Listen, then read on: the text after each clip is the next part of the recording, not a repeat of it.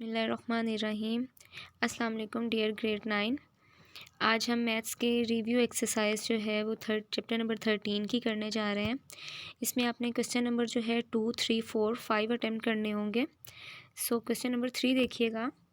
If 13 centimetre, 12 centimetre and 5 centimetre are the lengths of a triangle, यानी कि एक triangle है जिसकी आपके पास 3 लेंथ गिवन है, क्योंकि एक ट्राइंगल में 3 ही साइड्स होती हैं ना।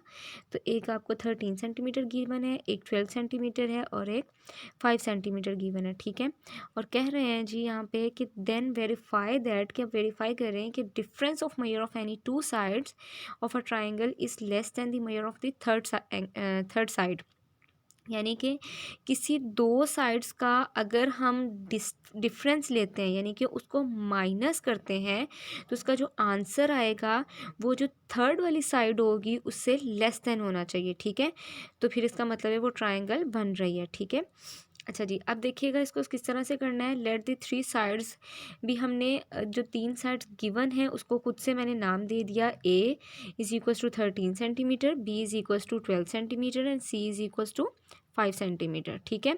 अब क्योंकि उन्होंने कहा था कि जी डिफरेंस आपने किसी दो साइड का लेना है, तो वो जो है वो लेस देन होना चाहिए थर्ड वाली साइड से। तो मैंने ए क्या किया यहाँ पे, A minus B is equals to 13 minus 12 is equals to 1। और क्योंकि हम ए माइनस बी ले रहे हैं तो इसका जो आया आपके पास डिफरेंस आया वो है लेस देन किससे, थर्ड वाली साइड से, यानी कि सी से। यानी कि हम कह सकते हैं कि a minus B is less than C. इसको इक्वेशन नंबर 1 का नाम दे दिया। इसी तरह से उसके बाद हम दूसरी साइड की बात करते हैं, b माइनस सी ले लेते हैं, क्योंकि पॉसिबल वेज हम लेके चलेंगे ना। a माइनस बी हो सकता है, b माइनस सी हो सकता है, या a माइनस सी हो सकता है, ठीक है। तो b माइनस सी, यहाँ पर भी b माइनस हमने सी किया तो 12 माइनस 5 इज इक्वल टू 7।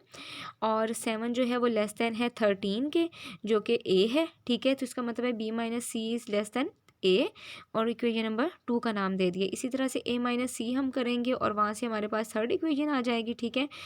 अब इन तीनों इक्वेशंस में से देखिएगा कि हमने क्या कंक्लूड किया, कि we conclude that the difference of the measure of any two sides of a triangle is less than the measure of third side.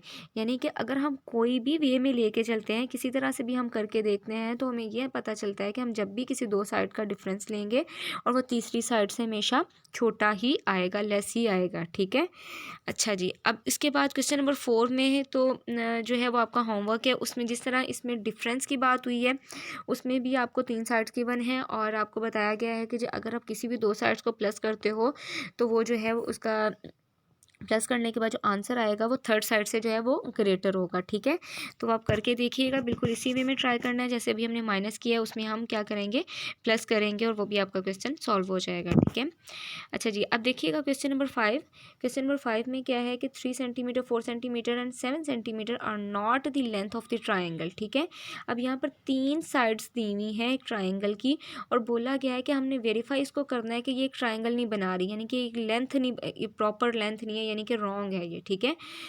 तो अब यहाँ पर देखिएगा, फिर दोबारा से हमने क्या किया खुद से, क्योंकि 3 साइड्स हैं तो हमने खुद से नाम दे दिए।